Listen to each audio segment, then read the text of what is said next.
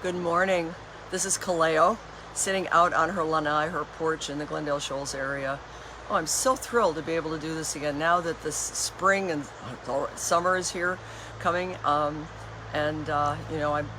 waterfall running. You can hear behind me, and a car coming around the curve of the road in front of me.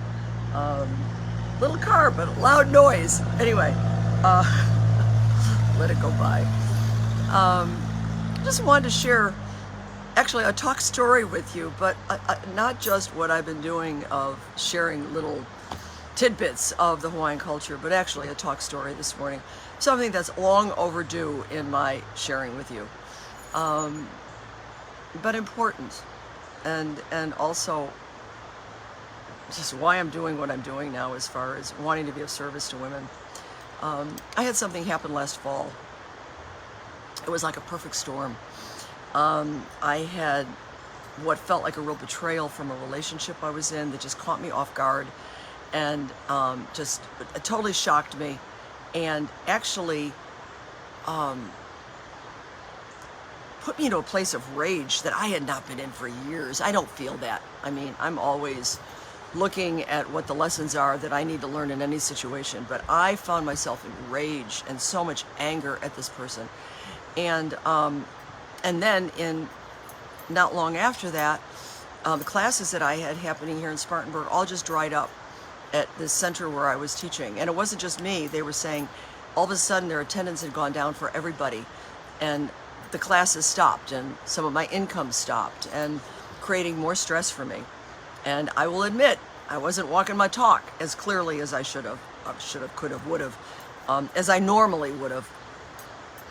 And instead, I just got stressed, and this then followed up with me getting sick in October. And I never get sick. Getting sick with this ongoing cold and cough that was going around that I couldn't get rid of. And I also started having an issue with my left eye, with some a macular degeneration condition that started getting aggravated with my left eye, and put me in a lot of fear. And wonderful opportunities coming at me from all sides of, oh wait, who is Kaleo and how is she walking her talk? And especially in being able to create the income I need to survive. Because even though I'm an elder, I don't receive enough from Social Security to just live on. So I do need my income, which of course I want to be making anyway, because I am committed to doing this service to women in my work. But anyway, so I suddenly was facing my worst fear. I wasn't able to work. I didn't have enough income. I was dealing with what could have been a very serious health condition with my eye. And December, it was, it was a little challenging. Luckily, I have some very wonderful, wonderful friends who were very, very supportive of me and helped me through that time, who I'm very grateful for. But in the process, which is coming up to the actual story I'm wanting to share, in the process, I also, as I was scrambling to get bills paid and all of this, because I'm still rebuilding my business that I lost and the income I lost from the pandemic, and now looking to, like what everybody is doing, is looking to do more online business, trying to figure out and navigate all the insanity with social media. That was also part of what was going on. So as I was dealing with all of this, I also found that I was getting these really expensive, high electrical bills. And I mean, outrageous. And I'm alone. I live alone in my house, no kids, no family, just a dog. I mean, how much electricity should I be paying here? And I'm very frugal in how I make sure I unplug things and turn the lights off. But I was getting these high electrical bills that, as part of this process in the fall and going through the situation I was in, I was finding I couldn't pay, and they were getting bigger and bigger, and I was trying to set up payment plans, and that wasn't working, and it forced me to have to also look to some of these services to try to help to keep my electricity on. I mean, I couldn't believe I was going through this. It was like, what? So much of my life has been about having experiences to learn what the condition is for women living in this modern Western society we're in. thought I'd gotten through all of them in these last 40 years as I've come up to where I am now, but here was another one. And it forced me to have to go to these agencies to see about having them help me. And it was I think it was November and December. And it blew me away because suddenly I'm calling all these places and they're saying, oh, well, we're out of our funding for this year, so call us back in January. Call us back in January. Call us back in January. And I'm like, this is coming into the holidays. What are people supposed to do if they can't help to get their electricity covered? They're supposed to be without electricity during the holidays? It floored me. It amazed me that this is how people were being treated. And I mean, and these agencies were doing the best they could. They were only given so much funding. There was one federal agency that actually was still active, and in December, they were just focusing on people who had already had their electricity cut off to help to get it turned back on. And I was like, wow. I was so grateful that this was only a short-term issue for me and not a long-term. But did it open my eyes to seeing what people were going through? And especially like me as a woman, alone and older in the world. Anyway, so this then led up to, as I was dealing with this electricity issue, one day I got another bill and it was like really, really high. I'm like, what is going on here? So I finally took some time. I just always trusted the bills were right, you know. And so one day I kind of looked at the bill again and went, wait a minute, why is this bill now this month so high? And I happened to look down at the bottom and I noticed that there were 2 listings for the usage. They were exactly the same. I thought this was just a way they must have printed up the bill. But I looked at it and went, wait a minute, this doesn't make sense. So I called. Come to find out that someone had made a mistake, and it was probably when I moved in here 7 years ago, that they had put in that I had 2 meters. Same account, same amount every month, but they had me listed as having 2 meters, so they were double billing me every single month. Can you believe that? Not mentioning any names of what electrical company this is, but if you are local in South Carolina, you want to check your bill. Look down at the bottom, make sure there's not the same 2 listings for your usage and the amount you owe. But anyway, so suddenly I'm calling the company, and they actually said, yes, it looks like there was a mistake, and that you've been double billed and we do owe you money. Wow, awesome. But then I'm told they updated their system in was it October or something of 2021. So they only had, and they didn't have any records before that. The records were all, somehow, the records were all wiped out before that in this day and age. Anyway, so all they could do is go back to 2021, and yes, they see that I was double booked back to a double billed, and so they were going to give me a refund back to that time. Now, if it goes back to when I first started here, they probably owe me a lot of money. Anyway, so I thought, well, let's just start with that. So I found myself in the early part of January, most of January, into the early part of, I think it was the early part of February, as I'm now trying to get myself still back on my feet after what happened at the end of the year. I'm finding myself on the phone with them. It's pretty much 3 times a week for usually an hour at a time. And with them, allergies. With them giving me the runaround. Oh, they decided that it was going to be, it was a meter fraud, and they sent it to this department that put everything on hold, paralyzed everything, and around and around in circles. I mean, sometimes I would talk to 4 or 5 different departments when I would have to call, an hour at a time. And the initial people that I spoke to were very nice. They didn't know what was going on, so I'm asking for supervisors, as I've always have in the past, and I've always usually been able to get things resolved in the past. I just know, ask for supervisors and be strong in what you believe is fair to you. Anyway, so make a long story short,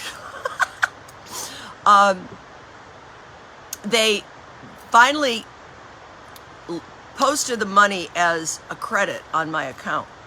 And I know what they were trying to do. I mean, this is the higher up. This isn't the lower people. This is the higher up, right? I know what they were trying to do. They were trying to push me by making it so difficult to say, oh, I'm just going to leave it as a credit. Well, there was no way I would. It'd take me years to use all the credit when I looked at what my initial, my real bill should be. And I wanted the money. So I did what I know to do. I worked my magic of coming from Aloha and the smiling law of manifestation and all of that. And so I finally found one woman that did help me. And after about, I think it was easily about 6 weeks of this, I finally got the money that they said they owed me. But the rest of it was gone. And it was like, wow, how unfair is that? It probably could have been a couple $1,000s that they probably still owed me. But we can't do anything. And I did try to go through like even different agencies and groups who might be able to give me assistance. Nobody could help me. Is this the world we live in? Wow.